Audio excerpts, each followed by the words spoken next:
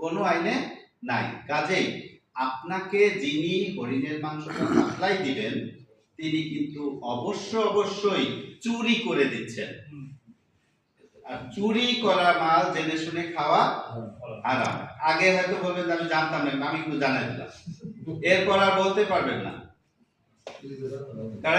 কাজে আপনি ঝিনাইদহ, শৈলকুপা যে যেখান থেকে আসছেন এই মেসেজটা দিয়ে দিবেন যে এটি হারাম, এটি হারাম, চুরির মাংস খাওয়া হারাম। এবং আপনি যেখানেই বাংলাদেশে হরিণের মাংস খান না কেন আপনি হারাম খাচ্ছেন। বিদেশে খেতে পারেন কারণ সেখানে পারমিশন রয়েছে, সেখানে হান্টিং পারমিশন দেয়।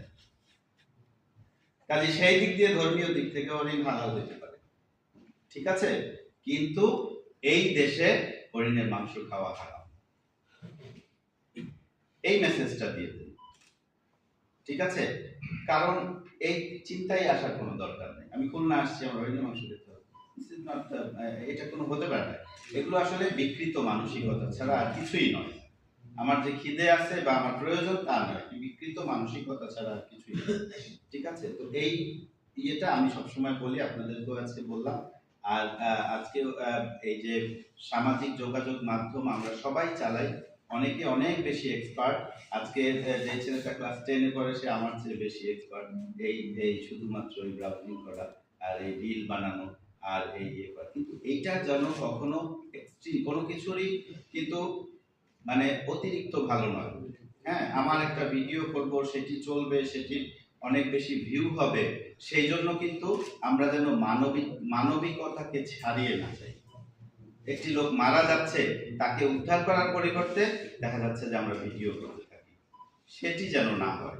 তার জন্য কিন্তু আমরা স্বেচ্ছাসেবক নই, অন্তত এখানে যারা আছে আমরা এইরকমটা মানসিকতা নই, এটি আমি বলতে পারি, তাই না। যাদের মধ্যে প্রাণীর জন্য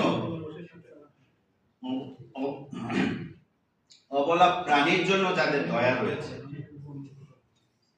কারণ প্রাণীগুলো হচ্ছে সাইলেন্ট ভিকটিম, সাইলেন্ট ভিকটিম, নির্বাক ভিকটিম। আপনাকে একটা ঘুষি মারলো, কেউ আক্রমণ করলো, আপনি কিন্তু চিৎকার করে কাঁদবেন, মুখে প্রতিবাদ করতে পারেন, হয়তো আপনার শক্তি দিয়ে তাকে মারতে পারছেন না, কিন্তু আমি কিন্তু প্রতিবাদ করি, আমরা মুখে কিন্তু বলি, আর ওই প্রাণীটা কিন্তু বলতে পারছে না। আপনি দেখেছেন কিছুদিন আগে একটা হনুমান আহত হয়ে, হ্যাঁ, যে মফিজ সাহেব জিজ্ঞেস করছিল কোথায় ব্যথা, সে হাত দিয়ে দেখাচ্ছে, কিন্তু মুখ ফুটে তো সে বলতে পারছে না। তো এই সাইলেন্ট ভিকটিমদের পাশে দাঁড়ানোর জন্য আপনাদেরকে আমি সাধুবাদ জানাই।